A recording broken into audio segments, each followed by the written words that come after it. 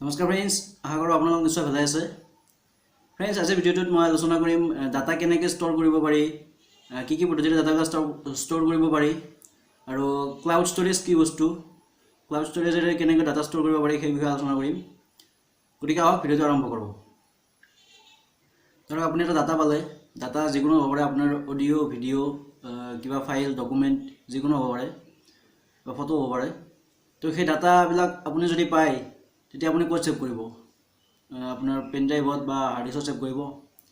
কিন্তু যেতিয়া আপুনি ক্লাউড ষ্ট'ৰেজ যিটো আছে, ক্লাউড ষ্ট'ৰেজ যেতিয়া ছেভ কৰে আপুনি, তেতিয়া ক্লাউড ষ্ট'ৰেজৰ কিছুমান বেনিফিট আছে, আৰু সেইকাৰণে এইটো বৰ্তমান সময়ত ট্ৰেণ্ডিং হৈ আছে বহুত। মানে আজিকালি সেইটোৱে ব্যৱহাৰ কৰে বেছিভাগ মানুহে, আৰু বেছিভাগ কোম্পানীবিলাকে সেইটো ইউজ কৰি আছে।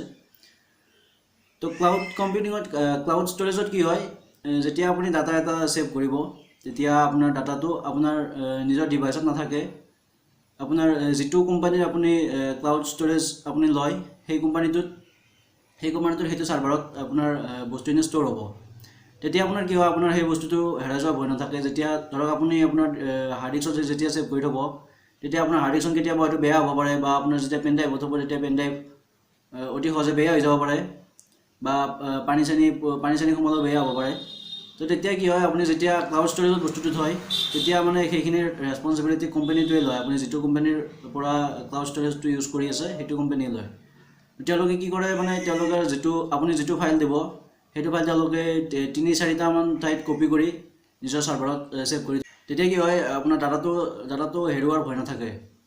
বা কেতিয়াবা কি হয়, আপুনি ধৰক ক'ৰবাত যাব লগা হ'ব পাৰে, বহুত দূৰলৈ যাব লগা হৈছে, তেতিয়া আপুনি আপোনাৰ লগত হাৰ্ড ডিস্ক বা পেন ড্ৰাইভ এইবিলাক নিব নোৱাৰে।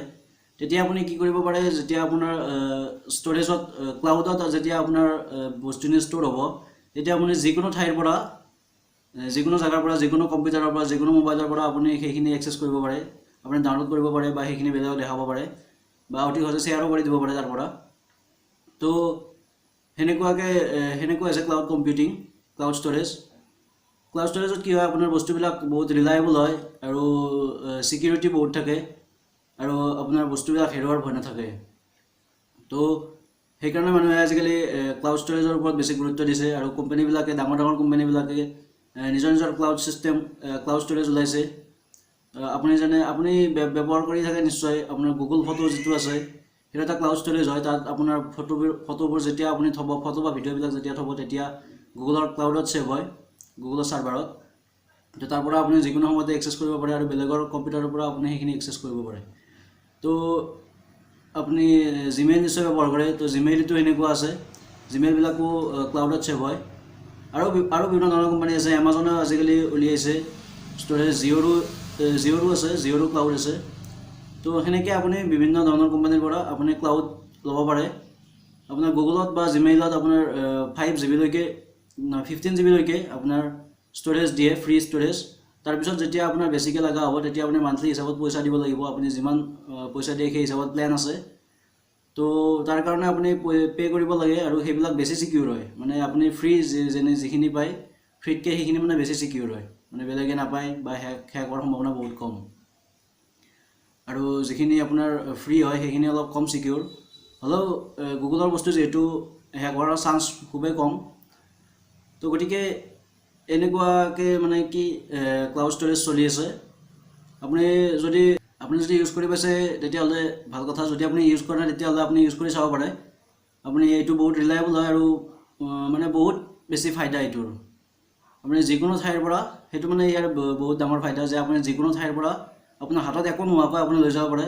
আপোনাৰ যে পাছৱৰ্ড আৰু আপোনাৰ একাউণ্টটোৰ আইডি যদি মনত থাকে, আপুনি যিকোনো ঠাইৰ পৰা, যিকোনো জেগাৰ পৰা, যিকোনো মানুহৰ কম্পিউটাৰৰ পৰা বা মোবাইলৰ পৰা আপুনি এক্সেছ কৰিব পাৰে ডাটাখিনি।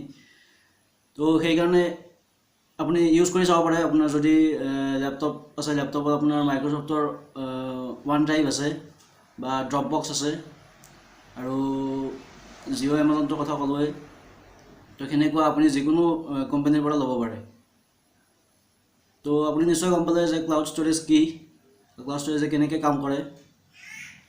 যদি ভিডিঅ'টো ভাল লাগিছে, লাইক কৰিব, কমেণ্ট কৰি জনাব আপোনাৰ কেনেকুৱা ধৰণৰ ভিডিঅ' আপোনাৰ ভাল লাগে, বা কেনেকুৱা ধৰণৰ ভিডিঅ' বনাব লাগে। আৰু যদি চেনেলটো ছাবস্ক্ৰাইব কৰা নাই, ছাবস্ক্ৰাইব কৰি ল'ব। মই লগ পাম আপোনাক এটা নতুন ভিডিঅ'ত। তেতিয়ালৈ গুড বাই।